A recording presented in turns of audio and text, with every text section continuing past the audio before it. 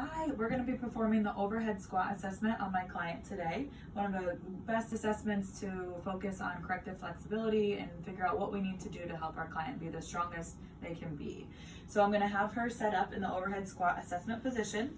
Great, performing the squat from the anterior view. A couple things to look at. So you want to make sure shoulders and arm are extended. Make sure the knees are extended or up over the second and the third toe, and make sure her upper body's lifted. A couple things that you might notice with your athlete: knees could cave in, feet could cave outward, and then upper body could lean forward, which we'll look at a little bit more in the lateral view, which we'll go to now. So I'll have her switch into the lateral view for the overhead squat assessment. Great. So in this view, you want to make sure there's not an excessive arch in her back, so a nice straight spine.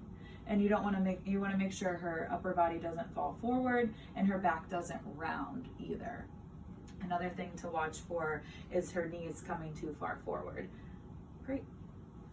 Last view, we'll look at posterior view. So with this one in the overhead squat assessment, a lot of focus on the lumbopelvic hip complex. You want to make sure it's nice and neutral versus shifting to one side. And then another focus on the heels, making sure they're planted versus lifting. With the overhead squat assessment, like I mentioned in the beginning, great way to assess your athlete for any muscle imbalances and to help prevent them for any injuries that could happen because of the muscle imbalances. Thanks.